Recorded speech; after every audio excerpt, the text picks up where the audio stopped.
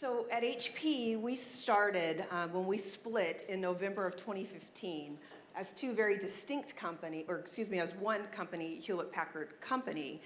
We split into two companies. And when we did that, we set off in one direction with Hewlett-Packard Enterprise, and then the other direction, HP Inc., which is the company that I now represent. And we said we want to create the most diverse board of directors in the tech industry.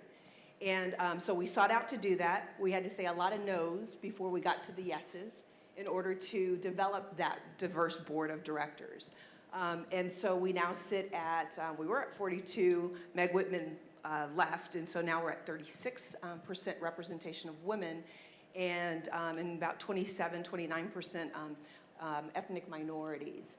Now, why is that important for inclusion? Is because, as you said, it starts at the top.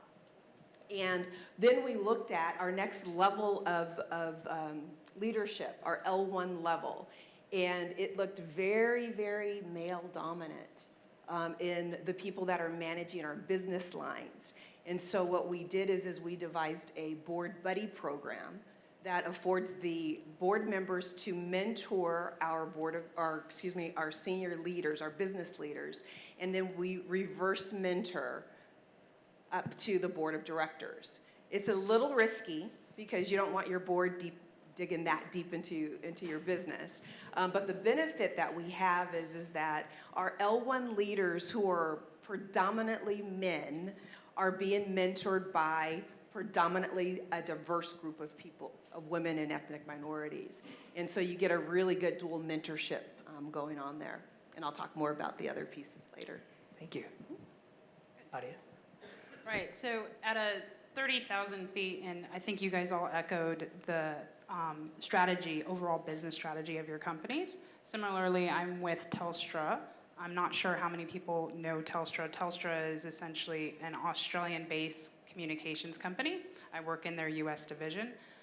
Our actual business purpose is to create a brilliantly connected future for everyone. That being said, it falls right in line with diversity, better together as one of our 5 values.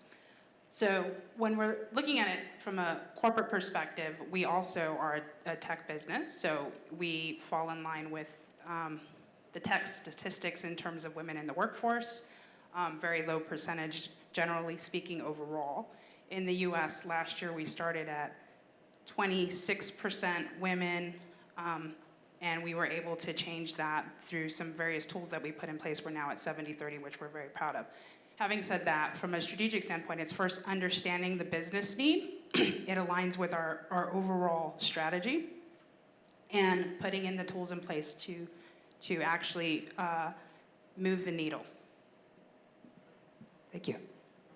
So I'm at PwC, and for those that know us, we're a large accounting and consulting firm, and we now have over 50,000 people in the US. So I came into this role last July 1st with our new CEO, Tim Ryan, and I think when we talk about our strategy, it really has to be part of our core principles, our core values, our beliefs every day.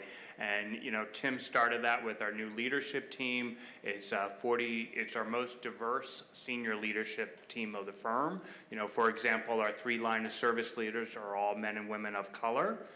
We have 25% were born outside the US, and a real diverse group of opinion and thought. So really starting at the top, and our strategy is to retain, develop, and help grow our most diverse staff, because as we talked earlier, from a business perspective, we know what the business case is, but we have to be able to deliver to our clients and our clients' diverse teams, but also internally for us to innovate. We know we need a very diverse staff. So I think about it that way, and I think about just core beliefs and accountability. I came out of the client service role that I was in for, almost 29 years. To take this on, I will be in jury duty for 3 or 4 years, but we think it's really important to have a chief diversity officer that reports to the CEO every day, and then down to the market level where we have market diversity leaders that wake up every day thinking about diversity. Thank you. So let's move from the strategy down into the tactics to where the rubber meets the road. What are the tools, the tactics, the teams, the stuff that actually is moving forward for your company? Anything that you've seen specifically work for you, or anything that you're certainly excited about putting into place in the future?